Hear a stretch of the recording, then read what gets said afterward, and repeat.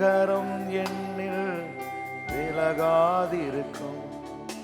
மலைகளை பெயர்ப்பீரென்றா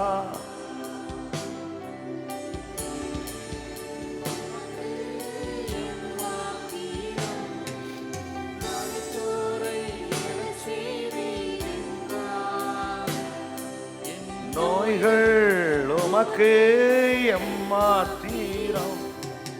மலைகளை ஆமென்.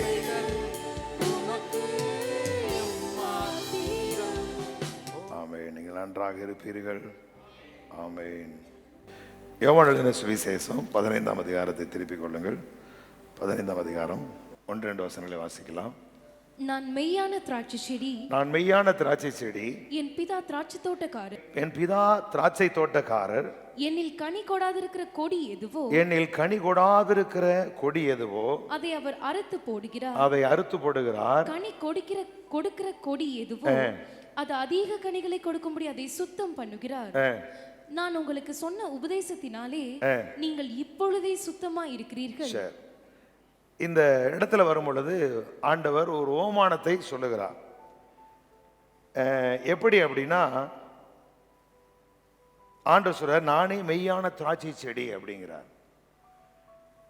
அவரை திராட்சை செடியாகவும் பிதா திராட்சை தோட்டக்காரர் ஒப்பிடுகிறார். என்னில் கனி கொடாதிருக்கிற கொடி எதுவோ அதை அவர் அறுத்து போடுகிறார் அப்படின்றது. இந்த இடத்துல வரும் பொழுது அந்த 1ஆம் வசனத்தை அதிகாரத்தை நான் இன்னொரு வேதத்தில் வாசிக்கிறேன். நாங்கள் நடந்து செல்லும் போது இயேசு நம்மிடம் பேசினார். கடவுள் விரும்பும் விதத்தில் வாழ வேண்டியதின் அவசியத்தை பற்றி உருவமாக பேசினார். இதுக்கு எப்படி விளக்கம் கொடுக்குறான் அந்த முதல் வசனத்துக்கு அப்படின்னா, நாம் வாழ வேண்டிய விதத்தை பற்றி, எப்படிப்பட்ட வாழ்க்கை வாழணும் அப்படிங்கிறத உருவகமாக, அப்படின்னா அதற்கு ஓமையாக எடுத்துக்காட்டாக ஒரு காரியத்தை சொல்லி அதை நம்மளுக்கு போதிக்கிறார். அப்படி பேசல சொல்றாரு, நான் ஒரு உண்மையான திராட்சை கொடியை போன்றவன், சத்தியத்தை போதிக்காத யூத தலைவர்களைப் போல் அல்ல. நிறைய பேர் போதிக்கிறாங்க, அவங்கள மாதிரி நான் அல்ல. என் தந்தை ஒரு திராட்சை தோட்டக்காரர், பராமரிக்க உழைக்கும் தோட்டக்காரரை போன்றவர் அப்படிங்கிறார். இப்ப பிதா யார் அப்படின்னா ஒரு திராட்சை தோட்டக்காரர். இந்த தோட்டக்காரர் என்ன செய்வார் அப்படின்னா அதை மிக அழகாய் பராமரிப்பாருங்க. இப்போ அதே போல் நீங்கள் ஒரு தோட்டத்தை வாங்கியிருக்கீங்க அப்படின்னா, அந்த தோட்டம் உங்கள் தோட்டமாக இருக்கு அப்படின்னா அந்த தோட்டத்தை எவ்வளவு அழகாக நீங்கள் பராமரிப்பீங்க பாருங்க. நிறைய வயல்கள் இருக்கும், ஆனால் நான் என் வயலுக்கு போகும்பொழுது அதை மனசில் வச்சு இங்கே என்ன இருக்குன்னு எனக்கு தேவையில்லை. நான் எங்கே போவேன் அப்படின்னா என் வயலில் போவேன். போகிறவள் நிறைய காரியங்களை பார்த்து இதெல்லாம் நான் ஒரு பொருட்டை எடுக்கவே மாட்டேன். ஏன் அப்படின்னா என்னுடைய எண்ணம் எங்கே இருக்குன்னா என் தோட்டத்தில் அப்படி இருக்கும். இப்போ என் தோட்டத்தில் போய் இங்கே எப்படி இருக்குது அங்கே எப்படி இருக்குது, இதை நாம் சரி பண்ணுறதுக்கு என்ன பண்ணணும் அப்படின்னு என்னுடைய தோட்டத்தை குறித்து, என்னுடைய அந்த காரியத்தை குறித்து நான் என்ன செய்வேன், மிக கருத்துள்ளவனாக இருப்பேன். இப்போ அதை காட்டிலும் பிதா அவர், இது நாம் எல்லாருமே ஒரு திராட்சை தோட்டத்துக்கு ஏசாவில் சொல்கிறாரு, அவர் மேட்டிலே ஒரு திராட்சை தோட்டம் இருந்தது அப்படி சொல்லி சபையை அதற்கு ஒப்பிடுகிறார். இப்போ நமக்கு தோட்டக்காரர் யார் அப்படின்னா பிதாவாய் தேவன், எல்லாவற்றையும் உண்டாக்கினவர். அவர் தோட்டக்காரர். ஏன் அவர் தோட்டக்காரராக இருக்கிறார் அப்படின்னா நாம் வாழ வேண்டிய விதம் அப்படிப்பட்டது. அப்போ அவர் தோட்டக்காரராகவும் இயேசு கிறிஸ்து மெய்யான உண்மையான திராட்சை செடியை போல அவர் இருக்கிறார்.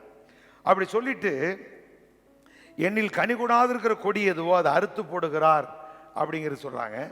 இதனுடைய உண்மையான மொழிபெயர்ப்பு என்ன அப்படின்னா கிரேக்க வார்த்தையில் எப்படி போட்டிருக்கு அப்படின்னா, கனி கொடாது இருக்கக்கூடிய அறுத்து போடுகிறார் அப்படிங்கிறத விட்டுட்டு அதை தூக்கி விடுகிறார் அப்படிங்கிறார். இப்போ நாம் எல்லாருமே அவருடைய கொடி, அவர் மெய்யான திராட்சை செடி, நம்மள யாரா இருக்கிறோம் அப்படின்னா அதனுடைய கொடியா சொல்றார்.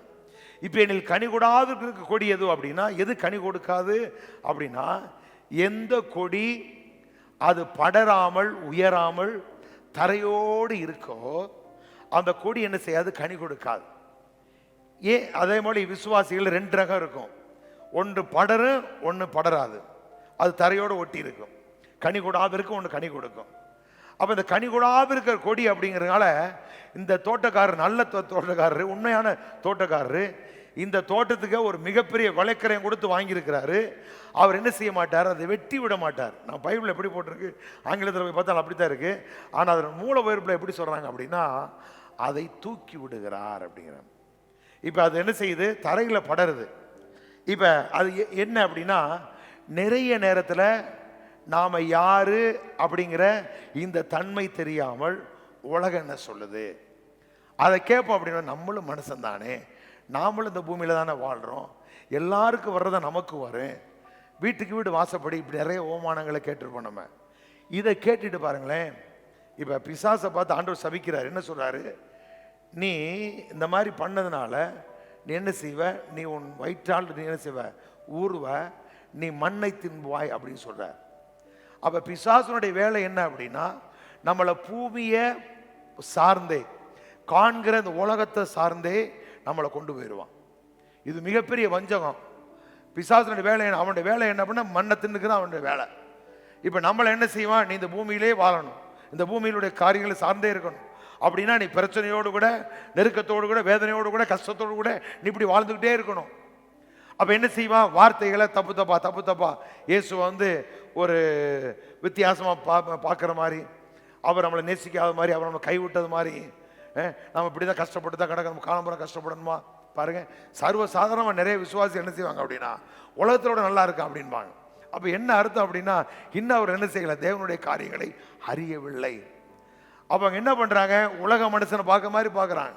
அப்போ நம்ம ஆளு சொல்லாங்க, அப்போ அம்பானி அதெல்லாம் இருக்கானா, அவனை ஆசீர்வதிக்கப்பட்டவனா இல்லை, உன் புத்தி மாறணுங்கிறத அவனை வச்சிருக்கிறாரு. ஒரு சாதாரண ஒரு மனிதன் உலகத்தை சார்ந்தவன் அவனால் வாழ முடியும் அப்படின்னா தேவனுடைய பிள்ளைகளையும் வாழ முடியாது அப்படிங்கிற இப்படித்தான் நம்ம யோசிக்கணும். இப்போ நம்மளுடைய யோசனை எல்லாம் என்ன, அவன் ஆசீர்வாதம், அவன் அது ஆசீர்வாதமா. அன்னைக்கு ஒரு பார்த்துருந்தேன், ஒருத்தர் சொல்ல பாருங்களேன், பூமிக்குரிய ஆசீர்வாதத்தை பிசாசால் கொடுக்க முடியும் அப்படிங்கிறானு. ஏழை ஆசீர்வாதம்னா என்னென்ன அறிவு இல்லை, அது ஆசீர்வாதம் கிடையாது. ஆசீர்வாதம்னா என்ன அப்படின்னா, சுகமாய் பலமாய் சந்தோஷமா மகிழ்ச்சியா நல்ல எப்படி சொல்ற, இந்த பூமியில எல்லாவற்றிலும் குறைவே இல்லாத நிறைவான வாழ்க்கை. எப்படி சொல்றாரு, ஆதியாகமத்தில் போங்க, அங்கே போய் நீங்க எடுத்து வாட்சி பாருங்க. கர்த்தர் சொல்லி அவர்களை ஆசீர்வதித்தார். அப்ப எல்லாத்தையும் உள்ளடக்கினது ஆசீர்வாதம். ஆசீர்வாதம் அப்படிங்கிறது ஒரு மாபெரும் சக்தி மாதிரி, அது எல்லா நன்மைகளையும் இயக்குகிற ஆற்றல் உடையது. எப்படி ஒரு பெரிய மிஷினை ஒரு சுவிட்சை போட்டவுடனே அது இயக்குகிறதோ அதே போலதான் ஆசீர்வாதம்ங்கிறது. அப்ப அவன் ஆசீர்வாதம் கிடையாது. அவன் உலகத்துல சாபத்து கீழே உட்கார்ந்துருக்கான். எப்ப யானைக்கு அடிச்சிருக்குன்னு நினைச்சது அவனுக்கு தெரியாது. அப்ப நம்ம எப்படி பார்க்கிறோம் அப்படின்னா, இப்படிதான் பார்ப்போம். உலகத்தில் உள்ள ஆசீர்வாதத்தை பிசாசு, அது ஆசீர்வாதம் கிடையாது, அவன் கொடுக்கிறது. அது அவனுடைய இஷ்டப்படி அவனுடைய இச்சையின்படி நடக்கிறவனுக்கு அவன் கொடுக்குறான் அதை. ஆனா நமக்கு கடவுள் கொடுத்துக்கிற ஆசீர்வாதம் எப்படிப்பட்டது அப்படின்னா, அது என்றென்றைக்கும் நிலைத்திருக்கிறது, அது வாடாது அப்படிங்கிறார். நீங்க பேதுருல போய் பார்த்தீங்கன்னா, அவன் கடவுளோட ஆசீர்வாதம் எப்படிப்பட்டது, உலகத்தினால் வர ஆசீர்வாதம் எப்படிப்பட்டது, அந்த உலகத்தினால் வர மேன்மை எப்படிப்பட்டது அப்படின்னா, பார்க்குற நல்லா இருப்பாங்க. ஆனால் அவனுடைய வாழ்க்கை காலையிலே பூத்து மாலையிலே வாடி போகிற மலரை போன்று இருக்கு அப்படிங்கிறார். காலையில வெட்டப்பட்டு மாலையில வாடி போகிற புல்லை போல் இருக்கிறது அப்படிங்கிறார். ஆனால் நம்மளுக்கு வருகிற ஆசீர்வாதம் எப்படிப்பட்டது, அது அழியாது, வாடாது, மாசற்றது. ஏன் அப்படின்னா, அது கடவுளிடமிருந்து வருகிற வார்த்தையை விசுவாசிக்கிறதால் வருகிற ஆசீர்வாதம். அப்ப நம்ம ஆட்களை எப்படி பேசுறாங்க அப்படின்னா, உலகத்துக்குரிய ஆசீர்வாதத்தை பிசாசு கொடுப்பான். No no no no no, அவனால் ஆசீர்வாதத்தை கொடுக்க முடியாது. அவனுக்கிட்ட ஒன்றும் இல்லை, அவன் என்னதான் இருக்கு, அவன் திருடவும் கொல்லவும் அழிக்கவும் வருகிறான் அப்படிங்கிறார். அப்ப நம்ம எப்படி பார்க்கிறோம் பாருங்க. இப்படி நம்ம தவறாய் பார்ப்பதனால நம்மால் தேவனுடைய அந்த ரகமான வாழ்க்கை வாழ முடியல. இப்ப என்ன செய்யறோம், நம்ம கீழே படர்ந்துக்கிட்டே இருக்கிறோம், படர்றோம். ஆனா என்ன இல்லை, பலன் கொடுக்க முடியல, கனி கொடுக்க முடியல. நீங்க இந்த மாதிரி இந்த செடிகள்லாம் பார்த்து படர்ற செடி, நீங்கள் திண்டுக்கல் பக்கம் போனால் திராட்சையெல்லாம் பார்க்கலாம். அதெல்லாம் அழகாக தூக்கி விட்டு மேலே அதுக்கு பந்தல் போட்டு எல்லாம் படர்ந்துக்கிட்டு இருக்கு. அதுலேருந்து இந்த கனிகள் வரும்போது அதான் நல்லா இருக்கு, இதான் விளையும். ஒருவேளை அது கீழே இருக்குன்னு வச்சுக்கோங்க. நீங்கள் சாதாரணமாக வீட்டில் ஒரு புடலை செடி எடுத்துங்களேன், ஒரு புடலையை நீங்கள் கீழே விட்டீங்கன்னா அது என்ன செய்யாது, கனி அது பூக்கு, ஆனால் காய்ச்சி அது என்ன செய்யாது, அது வராது. அப்படி சுருண்டுக்கிட்டே கிடந்து அது ஒன்றும் இல்லாமல் போயிடும். அதனால பழம் கொடுக்க முடியாது. அதே புடலை செடியை நீங்கள் ஒரு கம்பை ஊண்டி ஒரு பந்தலை போட்டு விட்டுன்னு வச்சுங்க, மேலே போகும். அந்த புடலை உங்களுக்கு தெரியுமான்னு தெரியல, அந்த புடலை பிஞ்சு அப்படி விடும் பொழுதே என்ன செய்வோம், துணியில் கல்லை கட்டி அதில் தொங்க விடுவோம். தொங்க விட்டு அந்த புடலை இழுத்து விட்டோம்னா, நீங்கள் நம்ம ஊர் புடலாம் ஒரு மாதிரியா இருக்குல்ல, நீ வாங்கிட்டு இப்படி வளைஞ்சிக்கிட்டு இருக்குல்ல, இப்போ எங்கள் ஊரில் புடலையை பார்த்தீங்கன்னா உங்கள் உயரத்துக்கு இருக்கு. அப்படி என்ன பண்ணுவோம், போய் பார்ப்போம், டெய்லி காலைல போய் பார்ப்போம். பார்த்துட்டு அது கொஞ்சம் பிஞ்சு வந்த உடனே அதில் முனியில் ஒரு துணியை கட்டி ஒரு கீழே ஒரு சின்ன கல்லை கட்டுவோம். பெரிய கல்லை கட்டக்கூடாது, சின்ன கல்லை கட்டிட்டோம்னா அழகாக வளரும். சில புடலைகள்லாம் என்னுடைய உயரம் 5 அடி 6 அடி உயரத்தில் வளரும். அப்போ என்ன செய்கிறான், அதை பராமரிக்க வேண்டிய விதத்தில் அந்த செடியை தூக்கி விட்ட உடனே ஆட்டோமேட்டிக் என்ன செய்யுது, அதான் பலன் கொடுக்க ஆரம்பிக்குது. இப்போ என்ன சொல்கிறாரு, எண்ணில் கனி கூடாது இருக்கிற கொடியை வெட்டி போடுகிறார் அப்படிங்கிறதல்ல. இதை நிறைய பேருடைய வாழ்க்கையில் ஒரு நாள் நம்மளை ஆண்டவர் அறியாமல் இந்த உலகம் மாதிரியே பாருங்க, ஏசி போட்டாலே தப்புங்கிற ஒரு பார்வையில் நான் இருந்தேன். நல்லா அவன் ட்ரெஸ் பண்ணாலே தப்பு அப்படிங்கிறத நம்ம இருந்தோம். என்ன என்னை கூட்டிகிட்டு போகிறவன், நான் ஒருத்தனை கூட்டிகிட்டு போவேன், அவன் எங்கேயும் கூட்டிகிட்டு போவான்னா ஒரு கடையில் இந்த தள்ளுபடியாக வச்சுருப்பாங்க பேண்ட் ஷர்ட்டெல்லாம் பின் பண்ணி, அங்கே தான் கூட்டிகிட்டு போவான். ஏன்னா இதுக்கு மேலே போட்டால் நமக்கு என்ன ஆண்டவர் கோச்சுக்குருவார் அப்படிங்கிற ஒரு தப்பான ஒரு அபிப்பிராயம். இப்படி இருக்கிறதுனால நம்மளால் தேவன் விரும்புகிற அந்த நல்ல வாழ்க்கை வாழ முடியாமல் போயிடுது. அப்போ ஏன் அப்படின்னா, நான் உலக சொல்லுகிற காரியங்களையே கேட்குறோம் நிறைய நேரத்தில். இப்போ நம்ம பாருங்களேன், அர்ப்பணித்து பாடுவோன்னு சொல்லிட்டோம் அப்படின்னு நம்ம அர்ப்பணிப்போம் பாருங்க. ஆண்டவரே உலகம் வேண்டாம், ஆண்டவரே ஆடம்பரம் வேண்டாம், ஆண்டவரே அப்படின்னா எப்படி நம்ம நினைக்கிறோம் அது அர்ப்பணிப்பு. ஆனால் புதிய ஏற்பாட்டில் ஒரு அர்ப்பணிப்பு இருக்கு. என்ன அர்ப்பணிப்பு அப்படின்னா, உங்களை நீதிக்கு அடிமையாய் ஒப்பு கொடுங்கள் அப்படிங்கிறார். உங்களை நீதிக்கு அடிமையா. நம்ம என்ன பண்றோம் அப்படின்னா, உலகத்துக்கு அடிமையாக ஒப்பு கொடுக்குறோம். அது வேண்டாம், இது வேண்டாம். நிறைய பேருக்கு பணம் இருந்தாலே பின்வாங்கி கடவுளை மறந்துடுவோம், ஆஸ்தி வந்தாலே விட்டுருவோம். இப்படி நினைக்கிறதுனால தேவன் விரும்புகிற அந்த நல்ல வாழ்க்கையை வாழ முடியாமல் இது என்ன செய்யுது, பிசாசு மனிதர்களை வஞ்சித்து, கிறிஸ்தவர்களை வஞ்சித்து நிறைய பாருங்க. அண்ணன் இசைக்கு அண்ணன் 2 நாளைக்கு முன்னாடி கேட்டுக்கிட்டு அவர் சொல்றாரு, உங்களை இந்த மாதிரி போதனைகளை போதித்து உங்களை கடவுளை விட்டு பின்வாங்கி போக வச்சது யாருன்னா நாங்கள் தான் பண்ணோம் அப்படிங்கிறார். தப்பு தப்பா காரியங்களை சொல்லிக் கொடுத்து ஜனங்கள் எழும்ப வேண்டிய மக்கள், பிரகாசிக்க வேண்டிய மக்கள் பாருங்க. நான் கடந்த வாரத்தில் அந்த எழும்பி பிரகாசிக்கிற வார்த்தை 1ஆம் தேதி நான் சொல்லேன். அது போல் யூடியூப்ல எடுத்து பாருங்க. அந்த அதை மறுபடியும் நான் ஒரு நாள் பேசுவேன் இன்னும் கொஞ்சம் தெளிவா. அப்போ எழுப்பி பிரகாசி உன் ஒளி வந்ததுன்னா என்ன அப்படிங்கிற மேல் வசனத்தை ஒப்பிட்டு பேசணும். ஆனால் இன்னைக்கு என்ன எல்லாரும் எதை பேசுறாங்க அப்படின்னா, எழும்பி பிரகாசி தூசியை தட்டிட்டு எலும்பு, தூக்கத்தை விட்டு எலும்பு, இப்படித்தான் சொல்லிட்டு இருக்கிறான். இல்லை, நாம் எழும்பி பிரகாசிப்பதற்காக கர்த்தர் ஒரு மகிமையான காரியங்களை செஞ்சிருக்கார். என்ன அப்படின்னு நம்மோடு கூட உடன்படிக்கை பண்ணியிருக்கிறார். உன் மேலருடைய நாவியும் உன் வாயிலுடைய வார்த்தைகளும் உன் வாயிலிருந்தும் உன் சந்ததியின் வாயிலிருந்தும் நீங்குவது இல்லை என்று நான் உங்களோடு கூட உடன்படிக்கை பண்ணுகிறேன். இப்போ அடுத்த வசனம் சொல்லுது எழும்பி பிரகாசி அப்படிங்கிறார்.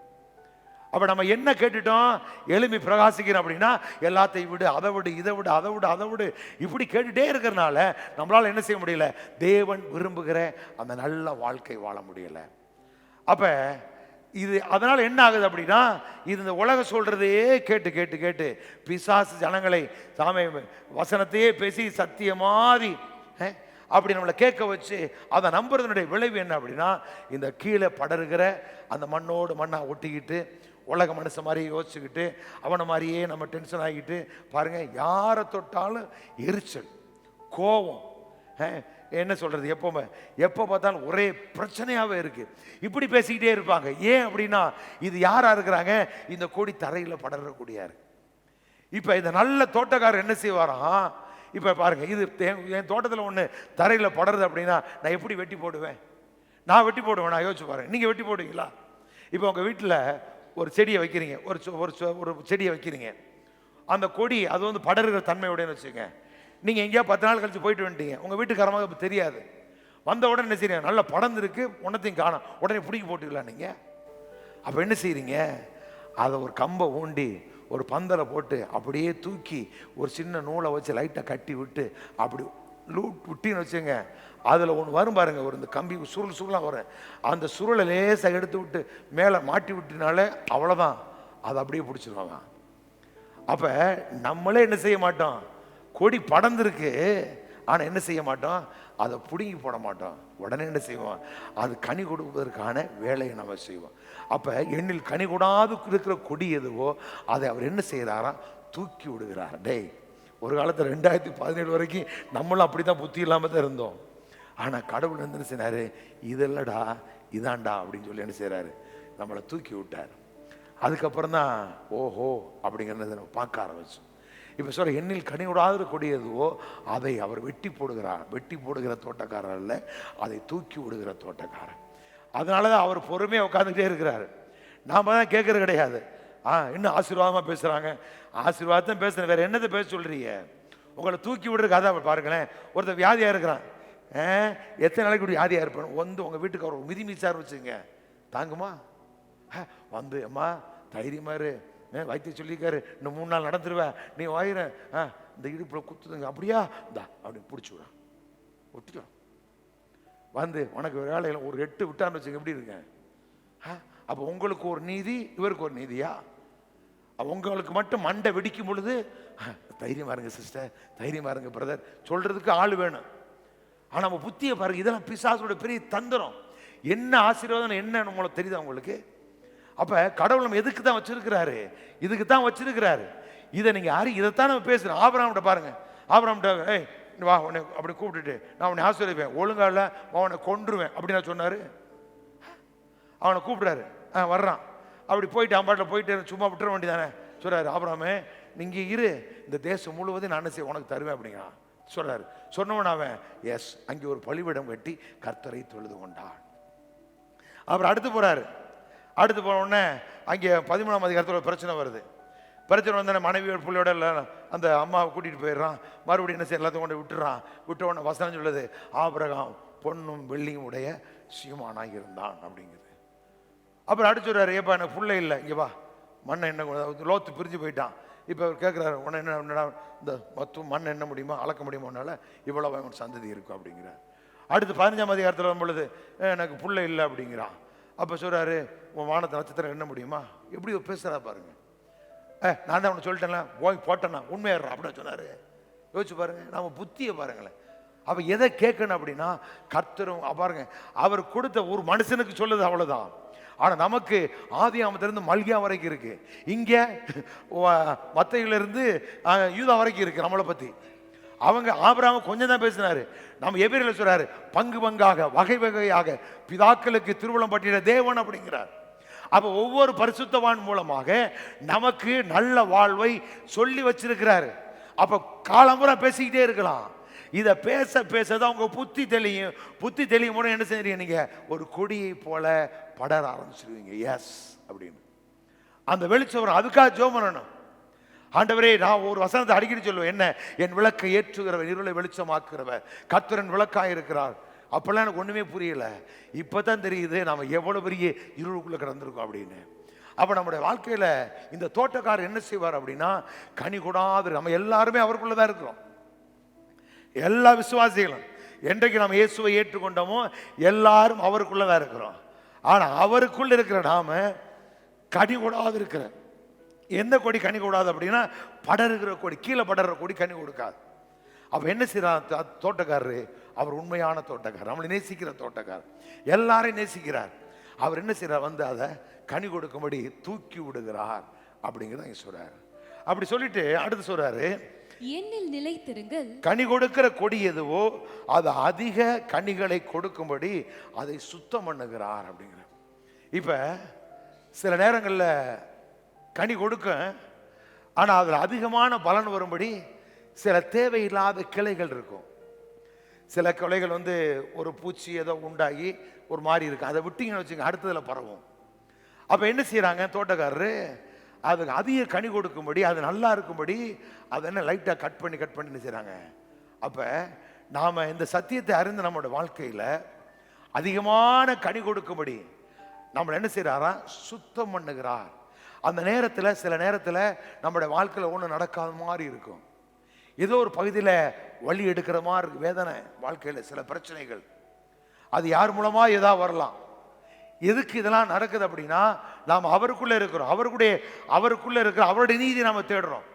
அவருடைய நீதியை தேடும் பொழுது சில வேளையில் என்ன செய்ய, நம்மளை நல்ல உயர் ரக திராட்சை செடியாய் மாற்றுவதற்காக, நல்ல கனி கொடுக்கத்தக்கதாய் அவரே என்ன பண்ண, தோட்டக்காரர் என்ன பண்றாரா, அதை கிளை நறுக்கி சுத்தம் பண்றாரா. இப்போ நீங்க ஒரு செடி இருக்கு, அதை விட்டீங்கன்னா கண்ணாபுன்னு வளரும்.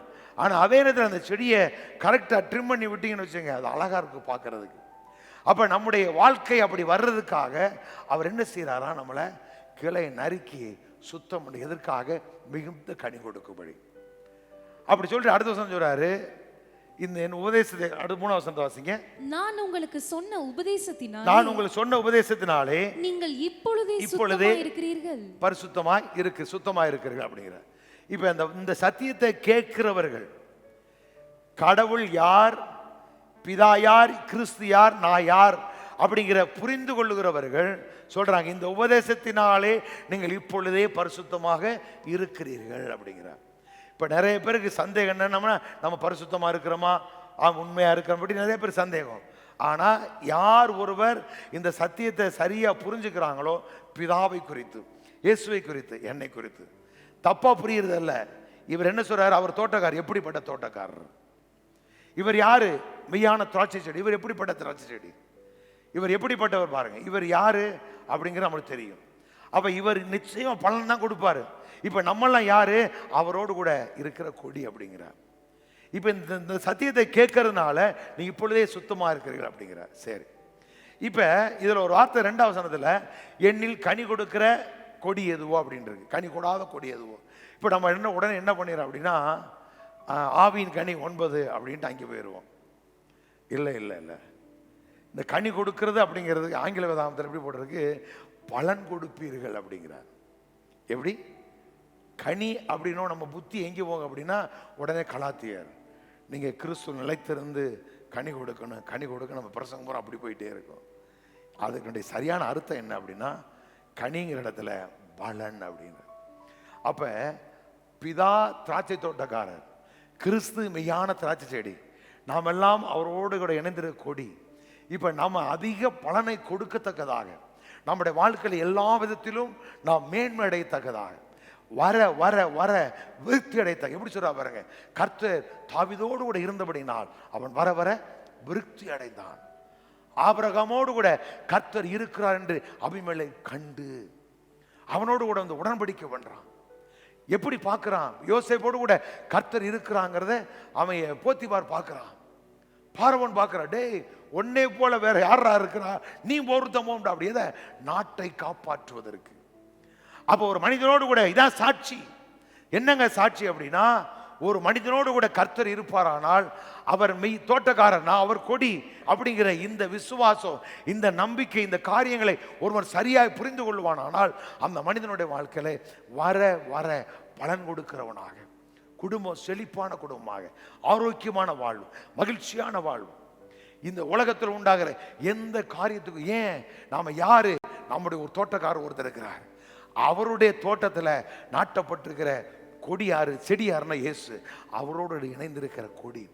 இதெல்லாம் ஓமானமாக அப்படின்னா, இயேசு கிறிஸ்து மெய்யான திராட்சை அவர் எப்படி இருக்கிறாரோ அப்படியே என்ன செய்யும், கொடி செடி எப்படியோ அப்படியே கிளை இருக்கும்.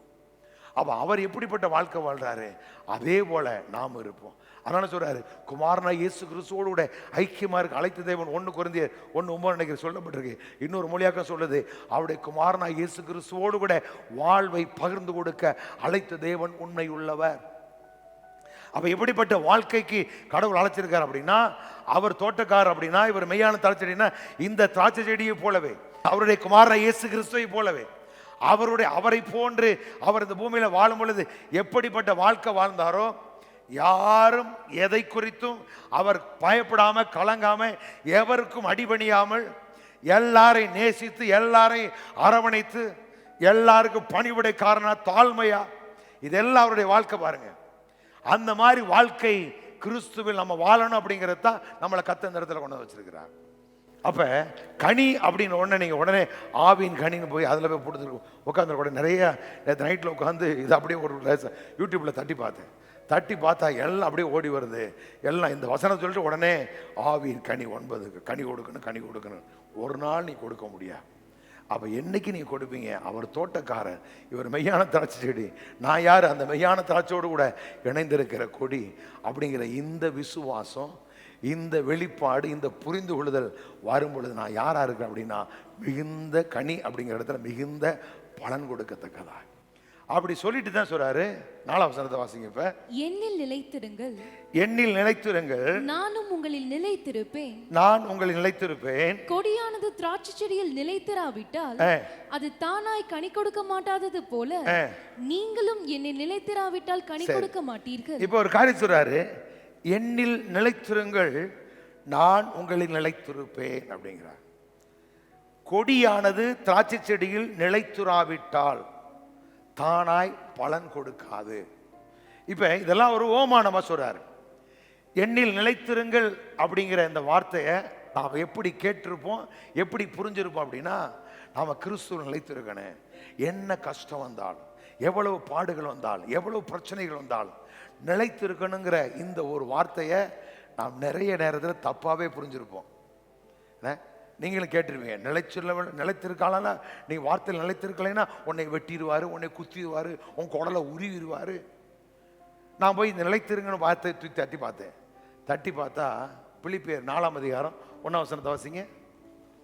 ஆதலால் எனக்கு பிரியமும் வாஞ்சையுமான சகோதரரே, பிரியமும் வாஞ்சையுமான சகோதரரே, எனக்கு சந்தோஷமும் கிரீடமுமானவர்களே, எனக்கு சந்தோஷமும் கிரீடமானவர்களே, பிரியமானவர்களே, இந்தபடியே கர்த்தருக்குள் நிலைத்திருங்கள், கர்த்தருக்குள் நிலைத்திருங்கள், கர்த்தருக்குள் ஒரே சிந்தையாயிருக்க. இப்ப சொல்றாரு, கர்த்தருக்குள் நிலைத்திருங்க, ஒரே சிந்தையாருங்கள் அப்படி சொல்றாருல்ல. நான் வாசிக்கிறேன் பாருங்க, இதுக்காக பொதுமொழியில் வாசிக்கிறேன். ஆகவே என் அன்பார்ந்த சகோதர சகோதரிகளே, என் வாஞ்சைக்குரியவர்களே, நீங்களே என் மனமகிழ்ச்சி, நீங்களே என் வெற்றி வாகை, அன்பானவர்களே, ஆண்டவரோடு உள்ள உறவில் நிலைத்திருங்கள். அப்படி என்னில் நிலைத்திருங்கள், நான் உங்கள் நிலைத்திருப்பேன். அப்படின்னா என்ன அப்படின்னா, நான் உங்களுக்கு ஏற்படுத்தியிருக்கிற உறவுல நிலைச்சிருங்க அப்படிங்கிறார். நிலைத்திருங்கன்னா என்ன கஷ்டம் வந்தால் நிலைச்சிருக்கணும், என்ன கஷ்டம் வந்தாலும் அப்படி இல்லை. நமக்கும் அவருக்கும் ஒரு ரிலேஷன்ஷிப். அதுக்கு தான் இந்த ஓமானம்லாம். அவர் யார்? திராட்சை தோட்டக்காரர். இவர் யார்? மெய்யான திராட்சை. அவர் யார்? நம்ம பிதா. நாம யாரு? அவருடைய பிள்ளைகள். அவர் யாரு அப்படின்னா, அவரை சிருஷ்டிகரே, உன்னுடைய நாயகர், மணவாளன். அடுத்து சேனைகளின் கர்த்தர் என்பது அவருடைய பெருகு செய்கிற தேவன் என்பது அவருடைய நாமம். இஸ்ரவேலின் பரிசுத்தர் நம்முடைய அவர். சர்வபூமியின் யாரு? உங்க வீட்டுக்காரருக்கு என்னங்க இருக்கு? கல்யாணம் முடிக்க போறதுக்கு வாய்களே கேட்கிற, உங்க பையன் என்ன வேலை பார்க்குறாரு, பொண்ணு என்ன வேலை பார்த்தா அவன் கேட்குறான்னா, ஒன்று சோறா ஆக்க தெரியாது நிறைய பேருக்கு. ஆனால் நம்ம கேட்குறோம், உங்கள் பையன் என்ன வேலை பார்க்குறாரு, அவனுக்கு எல்லா சொத்து அவனுக்கு தான், ஆனால் வேலை பார்க்குறது இல்லை. அது எப்படி வேலை பார்க்காம கொடுக்கறது? சொத்து இருக்கும் போக அப்புறம் அந்த சொத்தை அவனும் சம்பாதிக்கிறான். எப்படி கேட்குறான் பாருங்க. நம்ம கேட்குறோம். ஆனால் என்னைக்காவது நம்முடைய நாயகர் யாருன்னு பார்த்தீங்களா நீங்கள்? நம்முடைய அப்பா எவ்வளோ பெரிய பணக்காரன் யோசிக்கிறீங்களா? அப்போ நல்ல மாப்பிள்ளையா இருக்கணும், நல்ல வசதி வாய்ப்பு இருக்கணும், வேற என்ன, போகிற இடத்துல கண்கலகாமல் இருக்கணும். இதெல்லாம் கனவு மனசில் வச்சு வேலை செய்கிறோம். ஆனால் போனால் வேற மாதிரி சீன் மாறிடுது. இது இங்கே. அப்போ நம்ம என்ன எதுக்குன்னா, நம்ம இவ்வளோ விசாரித்து பார்க்குறோம், விசாரித்து வேலை செய்கிறோம். ஆனால் கடவுள் யாரு? அவருக்கு எவ்வளோ பெரிய ஆஸ்தி உடையவர், எவ்வளோ பெரிய ஐஸ்வர்யம் உடையவர். என்னை எப்படிலாம் பாருங்க.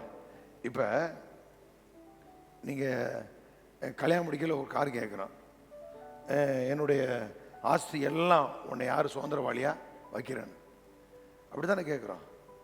இப்போ நீங்கள் சம்பாதிக்கலாம் யாருக்காக? மனைவி பிள்ளைகளுக்காக. வெறும் பிள்ளைகளுக்கான்னு சொல்ல முடியாது. நம்ம யாருக்கு? 2 பேரும் சம்பாதிக்கணும். யாருக்கு? பிள்ளைகளுக்காக. அப்போ நீங்கள் சம்பாதிக்கலாம் யாரு? மனைவி பிள்ளைகளுக்காக.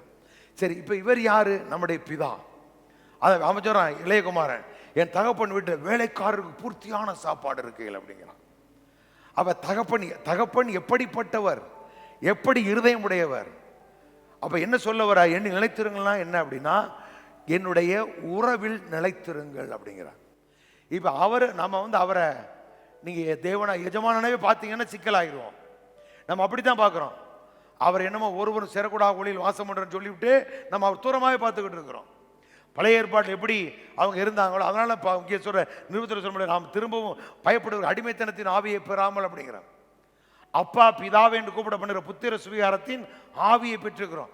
அப்ப நீங்கள் நானும் தேவனிடத்தில் வரும் பொழுது பயந்துகிட்டு வர்றதல்ல, அவர் எஜமானனா, நான் வேலைக்காரர்ல, சங்கீதத்தில் சொன்ன மாதிரி வேலைக்காரர்கள் எஜமான கை நோக்கி இருக்குமா போல அப்படிங்கிறதல்ல. அவர் யாரு? நம்முடைய பிதா. அப்ப அவருடைய இதெல்லாம் யாருக்குரியது? எனக்குரியது. அவர் யாரு? என்னுடைய நாயகர், ஆத்துமநேசர், என்னுடைய மணவாளன். இப்ப மணவாளன் யாரு? அவருடையதெல்லாம் யாருக்கு? மணவாட்டிய நமக்குரியது. இப்ப அவர் மூலமா தான் சகலமும் உண்டாக்கப்பட்டது. உண்டானதெல்லாம் யாருக்காக? நமக்காக. இப்ப அவர் மணவாளன். இப்ப இந்த அறிவு, இந்த புரிந்து கொள்ளுதல், இந்த உறவு, இந்த பாருங்களேன், கணவன் மனைவிக்குள்ள நல்ல ஒரு உறவு இருக்கு அப்படின்னா அது ஆரோக்கியமா இருக்கும். இல்லைன்னு வச்சுங்க, ஏதோ போவோம், சாப்பிடுவோம், நம்ம வீட்டில் வேலையை முடிச்சுட்டு போயிட்டே இருப்போம். நம்ம காரியங்கள்லாம் ஒரு மாதிரியாவே இருக்கும். ஏன் அப்படின்னா நம்ம ஒருத்தர் நெகட்டிவா பார்த்துக்கிட்டே இருப்போம். அதே போல கடவுளை நீங்க தப்பா பார்த்தீங்க அப்படின்னா அவரோட உட்கார முடியாது. நிறைய பேர் ஜெபம் பண்றாங்க. என்ன ஜெபம் பண்றாங்க அப்படின்னா, ஜெபம் பண்ணாட்டா காரியம் நடக்காது, ஜெபம் பண்ணாட்டா காலி நம்ம வாழ்க்கை முடிஞ்சிடும் அப்படிங்கிறதுக்காக பயந்துக்கிட்டு போய் ஜெபம் பண்றான். கடமைக்கு ஜெபம் பண்றாங்க. அப்ப ஜெபம் பண்ண அதான் நம்ம போவோம், பைக்கு இதெல்லாம் முட்டிச்சு வச்சுங்க, இன்னைக்கு போயில ஜெபம் பண்ணிட்டு போனியா, அதனால நடந்துருச்சு அப்படின்பா. அப்ப கடவுளை குறித்து ஒரு தவறான பிக்சரை உள்ள போட்டுட்டீங்க அப்படின்னா அவனோ நம்மளால என்ன செய்ய முடியாது? கடவுளோடு கூட இணைந்திருக்க முடியாது. நான் என்னுடைய வாழ்க்கையில இதை குறித்து நான் நிறைய பேர்கிட்ட கேட்டேன். நம்ம நல்ல ஆண்டோடைய பிரசன்னத்தை உணர்றோம், ஆனா ஏதோ ஒண்ணு இன்னும் நெருங்க முடியாதபடி என்னை தடுக்கிறத நான் பார்க்கிறேன். எனக்குள்ள இருக்கு அது. நான் உபவாசம் போட்டிருக்கேன், 21 நாள் உபவாசம் போட்டிருக்கேன், 40 நாட்கள் ஒருவேளை மட்டும் எடுத்து உபவாசம் போட்டிருக்கிறேன். ஆனா என்னுடைய ஏக்கம் என்ன அப்படின்னா, என்னமோ ஒன்று நெருங்க முடியாம நமக்குள்ள தடையா இருக்கு அப்படிங்கிறத நான் நிறைய பேர்கிட்ட போய் நான் கேட்டேன். யாருமே எனக்கு சொல்லவே இல்லை. அப்ப என்ன அப்படின்னா, அவரை பழைய ஏற்பாட்டு தேவனை மாதிரியே பார்க்க வச்சுட்டாங்க நம்மளை. பழைய ஏற்பாடு எதுக்காக கடவுளை செஞ்சார் அப்படின்னா, நம்மளை எல்லாம் சேர்த்து கொள்றதுக்காக தான். நியாயப்பிரமாணத்தினால் அவர்களையும் நியாயப்பிரமாணத்தின் மூலமாய் நம்மளை எல்லாத்தையும் ஒன்று ஆக்கணும் அப்படிங்கிறதுக்காக தான் கடவுள் இந்த வேலையெல்லாம் செஞ்சிருக்கிறார். அப்போ பழைய ஏற்பாட்டில் எப்படி இருந்தாங்களோ, எப்படி தேவ சமூகத்தில் போக முடியாது, எதுக்கான ஒட்டுமொத்த உலகத்தை ஒரு நாள் குமாரனை கொண்டு மீட்டு சட்டத்திட்டங்கள் எல்லாம் மாம்சத்தினால ஒழித்து நம்மளெல்லாம் ஒப்புரவாக்கணுங்கிறதுக்காக இந்த வேலையெல்லாம் செஞ்சார். அப்போ நாம் இன்னும் அதே மாதிரி அவரை தேடாட்டினா, அவரை ஜெபம்னாட்டினா நடக்காது, ஒன்றும் போவது பண்ணாது, நீ ஜெபம்னாலும் இப்படி வந்துருச்சு, இன்னும் போனால் கடவுளே அடிச்சிட்டாருன்னு சொல்லிடுவாங்க. பார்த்தீங்களா, கொரோனா எதனால வந்துச்சு? நீ ஜெபிக்காதனால கடவுள் கொரோனாவை அனுப்பிட்டாருன்னா. அப்புறம் அப்படியே காட்சி மாறி 2 பேர் காதில் குத்துன உடனே கொரோனா கடவுள் அனுமதிச்சார் அப்படின்னாங்க. அதுக்கப்புறம் நீமே பெப்ப காணா. அப்போ என்ன, கடவுள் கொரோனாவை அனுப்புனோன்னு எல்லாரும் சொல்கிறாங்க டிவியில். இதை ஒன்று பார்த்தானுங்க இந்த யூடியூப்பில், சாயங்காலமான உட்காந்துக்கிட்டு உடனே கொரோனாவுக்காக ஜெபம். இவங்க ஜெபம் பண்ணி கொரோனா 10 நாளில் போச்சா? மக்கா 2 வருஷம் மூடி நம்மளை சோழியை முடிச்சிட்டாங்க. அப்போ ஜெபம் பண்ணி கொரோனா போச்சு நினைக்கிறியா? இல்லை இல்லை இல்லை, கடவுள் நம்ம மேலே இறக்கமாக இருக்கிறனால எல்லாத்தையும் மாற்றி போட்டார். அப்போ ஜெபம் பண்ணா இன்னைக்கு ஜெபம் நாளைக்கு நடந்திருக்கணும்ல, அட்லீஸ்ட் 10 நாளாவது மாறி இருக்கணும்ல. 2 வருஷம் மூடிட்டாங்க நம்மளை. அப்போ என்ன, அவங்க கடவுள் கொரோனாவை அனுப்பினார். ஏன்? பாவம் பெருகிருச்சு, அக்கிரமம் பெருகிருச்சு. அவ கடவுள் மேலேயே குற்றம் சொல்லிட்டு ஆண்டவரே கொரோனாவிலிருந்து மக்களை காப்பாற்றும். எப்படி பாருங்க, அவ என்ன, கடவுள் யாருங்கிற புரிந்து கொள்ளல் அறிவு இல்லை. அப்ப எண்ணில் நிலைத்திருங்கள் என்ன அப்படின்னா, அவருக்கு நமக்கு என்ன உறவு, அதை நீங்க பார்க்கணும். அப்போ ஒரு தகப்பன் பிள்ளை எப்படி நேசிக்கிறார், ஒரு புருஷன் கணவன் எப்படி நேசிக்கிறார், இயேசு சபை எப்படி நேசிக்கிறார், இதையெல்லாம் அறிகிற பொழுதுதான் இந்த உறவுக்குள்ள நான் வர முடியும். சரி, இந்த வசனத்தை நான் ஒரு மொழிபெயர்ப்பில் வாசிக்கிறேன் பாருங்க. ஒரு ஆங்கில மொழிபெயர்ப்பினுடைய தமிழாக தான் வாசிக்கிறேன். என்னுடன் நெருங்கிய உறவை கொண்டிருங்கள். இப்போ என்ன சொல்ற 4ஆம் வசனத்தில், எண்ணில் நிலைத்திருங்கள் அப்படிங்கிறார்ல, அதுல ERV அப்படிங்கிற ஆங்கில வேதம் எப்படி சொல்லுது, என்னுடன் நெருங்கிய உறவை கொண்டிருங்கள். எப்பொழுது நாம் நெருங்கிய உறவு கொண்டிருப்போம் அப்படின்னா, அவர் எவ்வளவு நல்லவர், எவ்வளவு அன்புள்ளவர், எவ்வளவு இரக்கமுள்ளவர், எவ்வளவு மேன்மை எனக்கு வச்சிருக்கிறாரு. நீங்க பாருங்க, நீங்க உங்கள்ட்ட கேள்றேன், இன்னைக்கு 10 மணிக்கு ஃப்ளைட்டில் கப்பல் வருது, நீங்க உட்காந்துருப்பீங்க என்னதுங்க, பாஸ்டர் கப்பலா இங்கே வருது, ஃப்ளைட்டில் கப்பல் அப்படின்னா, உங்க ஆத்துக்காரருங்க உங்க பிள்ளைங்க 10 மணிக்கு ஃப்ளைட்டில் வர்றான்னா இன்னும் உட்காந்துருப்பிய. அங்கே மருமகளை குத்துவா, அங்கே மாமி அப்படி திரும்பி பார்ப்பா ஸ்டைலா, அப்படியே மாமி இந்த பக்கம் மருமக அந்த பக்கம், அப்புறம் 2 வாண்டு அங்கே நிற்கும், அதை கூட்டிட்டு எங்கே பெட்டியை திறந்தோம் நாளைக்கு காலியாகிரும் பெட்டி. இப்பொழுது என்ன செய்ய, பெட்டி வெயிட்டாக வரும். தமாத்து கொண்டு பெட்டிக்கே நம்ம எவ்வளவு சந்தோஷப்படுறோம். அப்போ கடவுள் எனக்காக எப்படிப்பட்ட பிரமாண்டமான வாழ்க்கையை வச்சிருக்காருன்னு நீங்கள் பார்த்துட்டீங்க அப்படின்னா நீங்கள் 4 மணிக்கு தூங்குவிய. இப்போ நிறைய மருமக்கமாரெல்லாம் சங்கு ஊதுவா உட்காந்துக்கிட்டு மாமிக்கு. நாம் யாராவது உங்களை பற்றி பாஸ்டர் என்ன உங்கள் பொண்ணு பொம்பை புள்ள என்னத்தை நீ சொல்லி கொடுத்து வச்சுருக்கீங்க 10 மணி வரைக்கும் தூங்குறான் அப்படின்னு சொல்லவே கூடாது. சொன்னீங்கன்னா ஏசுனாரு ஆலயத்தில் வச்சாருவாங்க சாட்டையை தூக்கிட்டு வந்து வீட்டுக்கு வந்து கொளுத்து போயிடுவேன். ஏன்னா பிள்ளைகளை இது ஆத்தாக்கறி வரை சங்கு ஊதுவா அப்படி வச்சுக்கிட்டு அப்படித்தான் இருப்பாகோ அப்படின்னு, அப்படித்தான் இருப்பாகோ இன்னொன்று அப்படித்தான் இருப்பாங்க. அப்போ நீ வீட்டில் வச்சுருக்கணும், ஏன் கட்டி கொடுக்குற? அடுத்த வீட்டுக்கு போனால் காலில் எந்திரிக்க வேண்டிய வேலை. புத்தி உள்ள அதிகாலை எந்திரிக்கிறாளாம். முதல் குவாலிஃபிகேஷன் என்னவா இருக்கணும், அதிகாலையில் எந்திரிக்கணும். அப்போ ஏன் நம்ம தூங்குறோம் அப்படின்னா இன்னும் அப்பாவுடைய இருதயத்தை என்ன செய்யலை, புரிஞ்சுக்கிறலங்க.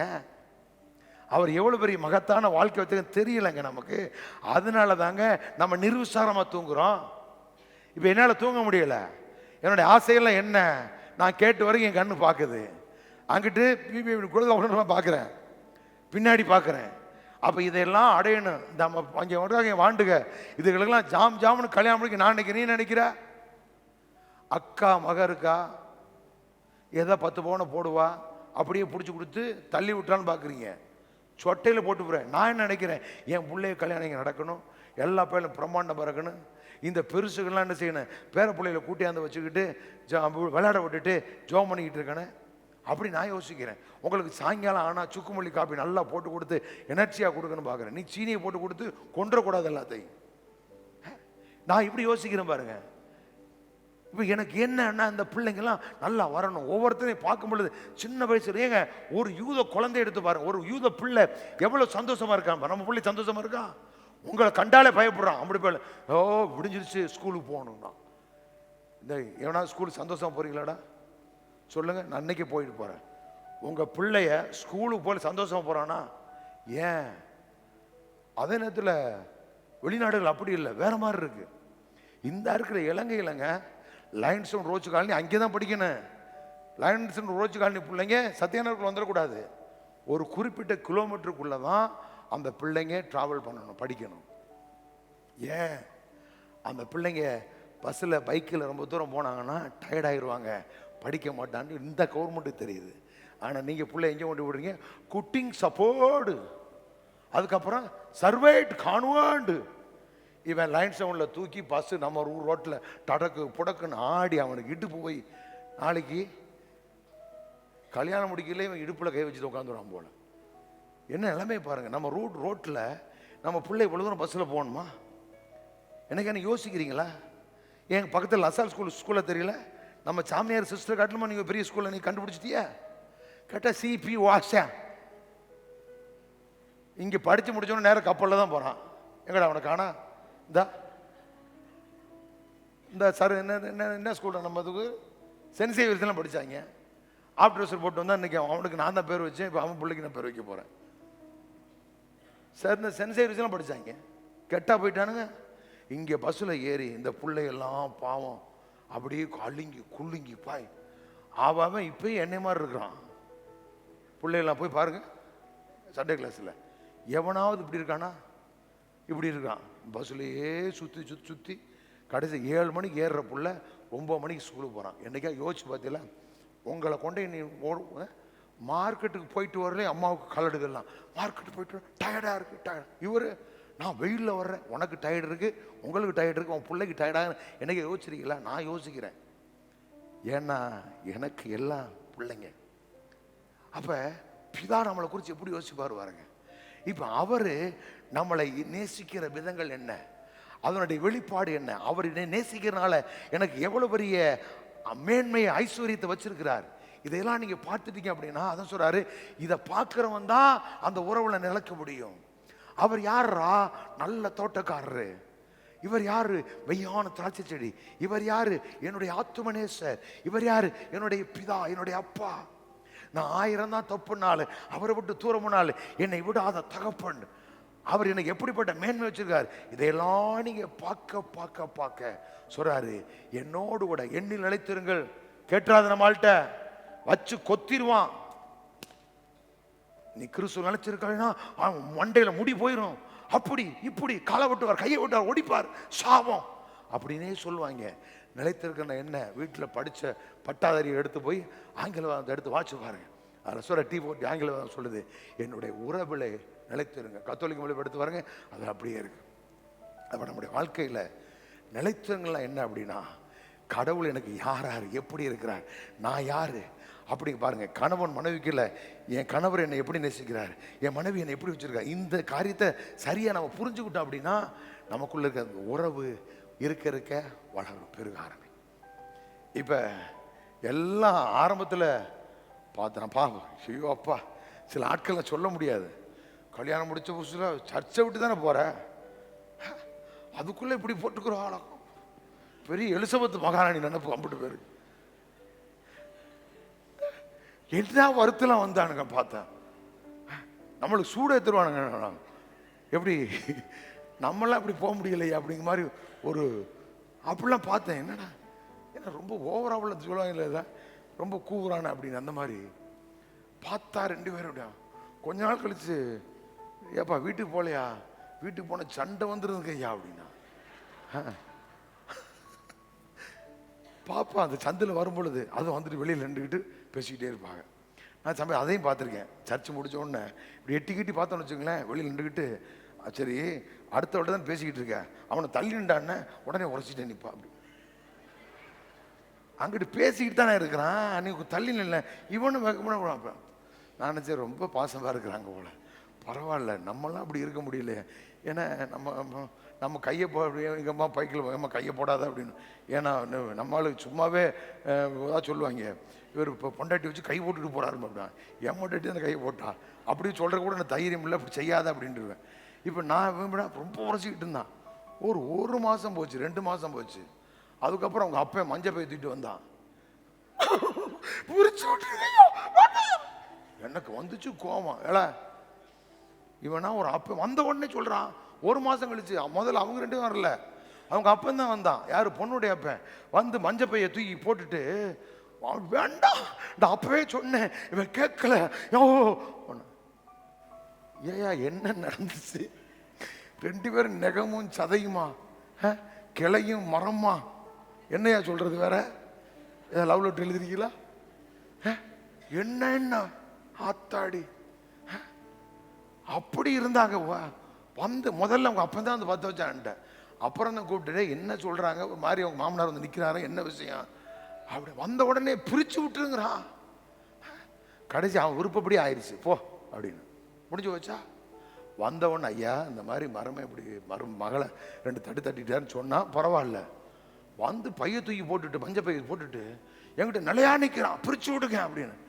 நான் என்னடா அது, நான் கட்டி தான் அவன் கல்யாணம் பண்ணிச்சு, அவன் பிரிச்சா விட முடியும், எனக்கு சொல்றேன் கேட்க மாட்டேங்கிறேன், குதிக்கிறான் அப்படியே காலில் சுடுதண்ணி ஊற்றிக்கிட்டு. அவ்வளவு டென்ஷன். ஏன்? கடவுள் யாருங்கிற அறிவு இல்லை, எதுக்காக திருமண வாழ்க்கை ஏற்படுத்தினாருங்கிற புரிந்து கொள்ளுதல் இல்லை. அது இல்லாதனால உறவு என்ன செய்ய முடியல, நிலைச்சிருக்க முடியல. அப்போ நம்முடைய வாழ்க்கையில் கடவுளை குறித்து சரியான புரிந்து கொள்ளுதல் இருக்கு அப்படின்னா அதை தான் 4ஆவது வசனம் சொல்றாரு, என்னுடைய உறவில் நிலைத்திருங்கள் சொல்றாரு, என்னுடைய நெருங்கிய உறவை கொண்டிருங்கள், அவ்வாறு செய்தால் நான் உங்களுடன் நெருங்கிய உறவை கொண்டிருப்பேன். ஒரு கொடியின் கிளை துண்டிக்கப்பட்டு தானாகவே விடப்பட்டால் அது கனி கொடுக்க முடியாது, கனி கொடுக்க அது கொடியுடன் இணைந்திருக்க வேண்டும். அதே போல நீங்களும் என்னுடன் ஐக்கியமாய் இல்லாவிட்டால் கடவுள் விரும்பும் வழியில் வாழ முடியாது. அப்ப கடவுளை குறித்து சரியான அறிவும் அதில் அந்த அவரோடு கூட இருக்கிற அந்த ஐக்கியம் அந்த உறவும் நமக்குள்ள பெருக பெருக பெருக பெருக பெருக அவர் விரும்புகிற அந்த வாழ்க்கை. உன் அரண்மனைகளுக்குள்ளே எப்படி அழகத்துக்குள்ளே சமாதானம், அரண்மனைகளுக்குள்ளே உங்க வீடு. நீங்களாம் யாரு? கூடாரவாசிகள் அல்ல, அரண்மனை வாசிகள் அப்படின்னு சொல்லுங்க பார்ப்போம். நீங்க அப்படித்தான் இருக்கணும். நான் சொல்ற சின்ன சின்ன இடமா வாங்கி போடு, மறுநாள் மொத்தம் போட்டு ஒரு 1/2 ஏக்கரை வாங்கு, உங்களை பெருசா பாருங்க. பைபிள் அப்படிதான் சொல்லுது. அவ கடவுள் விரும்புகிற வாழ்க்கை வாழணும் அப்படின்னா அவரோடு கூட இருக்கிற அந்த உறவுல, அந்த ஐக்கியத்துல வளருங்கள் அப்படிங்கிறார். அப்ப எப்போ வளருவீங்க அப்படின்னா, உங்க வீட்டுக்காரர் சரியா நீங்க புரிஞ்சுக்கிட்டீங்க அப்படின்னா, எல்லாவற்றையும் என் நன்மைக்காக தான் செய்வார், பிள்ளை நன்மைக்கு தான் செய்வார் அப்படி அறிஞ்சுக்கிட்டீங்க அப்படின்னா, உங்க வீட்டுக்காரர் வரும்பொழுது ஆமே நீங்க என்ன செய்வீங்க, வெளியில வரும்பொழுதே அவன் காப்பியை போட்டு ரெடியா வச்சு காத்துக்கிட்டு இருப்பீங்க. இல்லை, ஏன்னா ஒரு வேலை கழுதல வரவனே ஆறு அடிச்சுக்கிட்டே வருவான் அப்படின்பா. உள்ள உட்காந்துட்டே வெடிச்சுக்கிட்டு இருப்பான். ஆறு அடிச்சிடக்கூடாது, சத்தம் கேட்டாலே உங்களுக்கு கபன்னு எரியும். அவ இப்படி உரமா இருக்கு அப்படின்னா எப்படி நம்ம வாழ்க்கை சந்தோஷமா இருக்கு? அவ கடவுளை குறித்து சரியான புரிந்துகொள்ளை. அவர் எப்படிப்பட்ட பிதா, எப்படிப்பட்ட நேசர், எப்படிப்பட்ட ஆண்டவர், எனக்காக எவ்வளவு பெரிய மேன்மை வச்சிருக்கிறார். இதையெல்லாம் பார்க்கும் பொழுது அந்த ஐக்கியத்தில் நாம் வளருவோம். அந்த ஐக்கியத்தில் வளரும் பொழுது அவர் விரும்புகிற வாழ்க்கை நாம் வாழ்வோம். சொல்றாரு, நிலைத்திராவிட்டால் கனி கொடுக்க மாட்டீர்கள் அப்படின்னா, அந்த ஐக்கியத்தில் வளரும் பொழுது நாம் அவர் விரும்புகிற வாழ்க்கை வாழ்வோம் அப்படிங்கிற 5 வசனத்தை மட்டும் சீக்கிரம் வாசிங்க பார்ப்போம். நானே திராட்சை செடி, நானே திராட்சை செடி, நீங்கள் கொடிகள். ஒருவன் என்னிலும் நான் அவனிலும் நிலைத்திருந்தால் அவன் மிகுந்த கனிகளை கொடுப்பான். என்னை அல்லாமல் ஒன்றும் செய்யக்கூடாது. நான் ஒரு கொடியை போன்றவன், நீங்கள் கிளைகளை போன்றவர்கள். என்னுடன் நெருங்கிய உறவை கொண்ட அனைவரும், நான் யாருடன் நெருங்கிய உறவை கொண்டிருக்கிறேனோ அவர்கள் அனைவரும் அதிக கனி கொடுக்கும் ஒரு கொடியை போல கடவுளுக்கு பிரியமானதை செய்வார்கள். என் உதவி இல்லாமல் கடவுளை உண்மையிலேயே நீங்க பிரியப்படுத்த உங்களால ஒண்ணுமே செய்ய முடியாது அப்படிங்கிறார். அப்ப எப்படி என்ன சொல்ல வர்றாரு அப்படின்னா, அவர் கொடியா, நாம கிளை போன்றவர்களாம். அவரோடு நெருங்கிய உறவை நாம் அனைவரும் கொண்டிருப்போமானால் அவரும் நம்மோடு கூட நெருங்கிய உறவை கொண்டிருப்பாராம். நீங்க அவர் நெருங்கி போக போக போக அவர் நம்ம நெருங்கி வருவார். நெருங்கி வர வர வர வர என்ன நடக்கும் அப்படின்னா, அவர்கள் அனைவரும் அதிக கனி கொடுக்கும் ஒரு கொடியை போல கடவுளுக்கு பிரியமானதை செய்வார்கள். ஒரு கொடி எப்படி திராட்சை செடியோடு கூட அது இணைஞ்சிருக்கும் பொழுது அதிக கனி கொடுக்குதோ, அதே போல அவர் விரும்புகிறபடி, அவருக்கு பிரியமானபடி நாம் எல்லாவற்றிலும் வாழ ஆரம்பிச்சிருவோம். அப்ப என்ன தேவை? நிலைத்திருங்கள். என்ன அர்த்தம்? அவரோடு கூட தொடர்ந்து அந்த உறவுலே நாம் நிலைச்சிருக்கணும் அப்படிங்கிற 6 வசனம் மறுபடியும் வாசிங்க பார்ப்போம். 6 வசனம். ஒருவன் என்னில் நிலைத்திராவிட்டால், ஒருவன் நிலைத்திராவிட்டால் வெளியே எரியுண்ட கொடியை போல அவன் எரியுண்டு உலர்ந்து போவான். வெளியே எரியுண்ட கொடியை போல எரியுண்டு அவன் உலர்ந்து போவான். என்னோடு இல்லாத எவனும் செடியிலிருந்து அப்புறப்படுத்தப்பட்ட கிளை போல ஆகிவிடுகின்றன. இப்ப நாம இதெல்லாம் அறிஞ்சு அவரோடு கூட உறவுலையும் ஐக்கியத்திலையும் வளரல அப்படின்னா, ஒரு கிளைய எப்படி வெட்டி போட்டா எப்படி வாடிடுமோ அப்படி நம்ம வாழ்க்கை வாடி போயிடும். சிஸ்டர் எப்படி இருக்கீங்க? இருக்க என்ன ஒரு மாதிரி நடக்கிறீங்க? கால் அடிக்க என்ன ஒரு மாதிரியா இருக்கிறீங்க? ஏன் ஒன்னே ஒன்று கண்ணு பெத்த ஒருத்தி வந்தா இப்படி பண்றா பாஸ்டர்? ஏன் அப்படின்னா சொல்றாரு, ஒருவன் நிலைத்திராவிட்டால், இது 6 வசனமா நான் வாசிக்கிறேன் பாருங்க. என்னோடு இல்லாத எவனும் செடியிலிருந்து அப்புறப்படுத்தப்பட்ட கிளை போல் ஆகிவிடுகிறான்.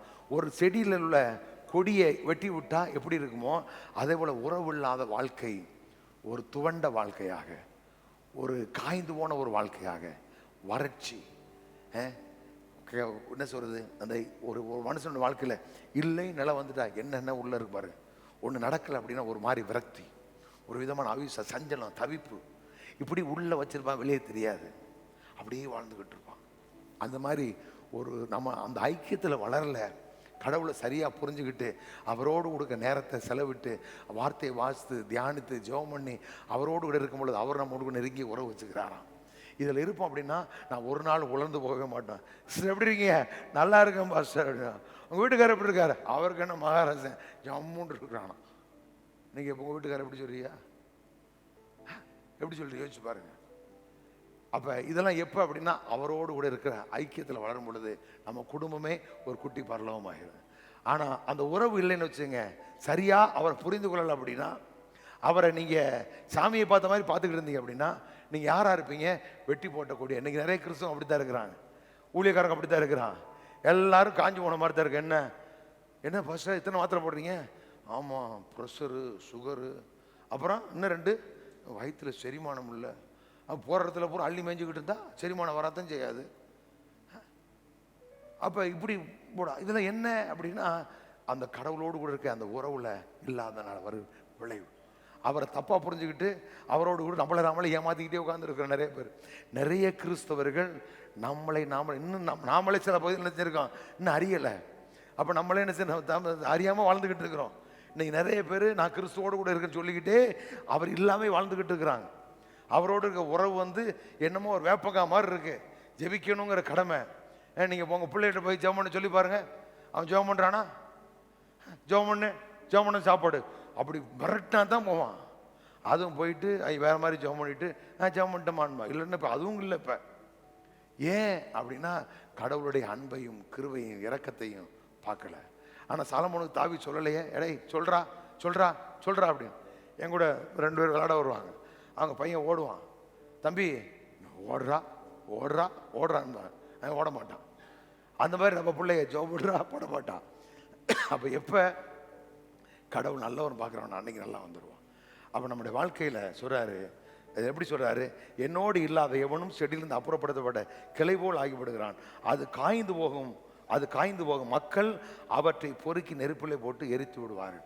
அப்போ எப்படி அந்த ஒரு செடி நிலைமை இருக்குமோ அப்படியே நம்ம வாழ்க்கை பலனற்றதாய், எரிக்கப்பட்டதாக, தீந்து போனதாக, பிரச்சனைகளால் மேற்கொள்ளப்பட்டு, பிரச்சனைகளால் சூழப்பட்டு, ஆஸ்தி அந்தஸ்து அழகு எல்லாத்தையும் சௌந்தரியம் எல்லாத்தையும் இழந்து ஒரு மாதிரியான வாழ்க்கையில் இருப்பான்.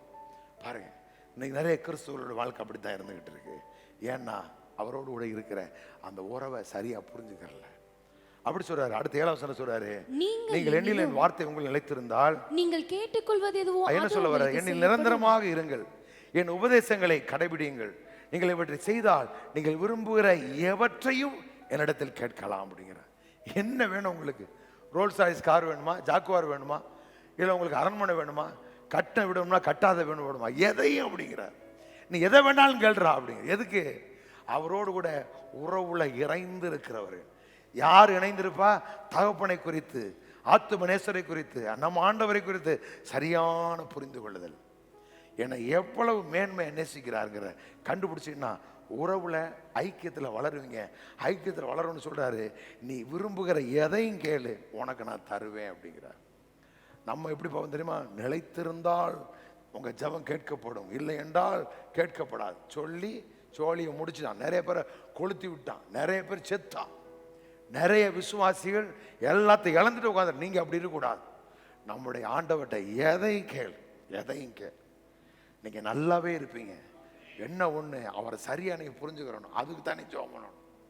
இப்போ நான் ஜெபம் பண்றேன், சர்ச்சில் ஜெபம் பண்றேன். என்ன, எல்லாரும் கண்களும் திறக்கப்படட்டும் ஆண்டவர், எல்லாரும் நல்லா வாழட்டும் ஆண்டவர்.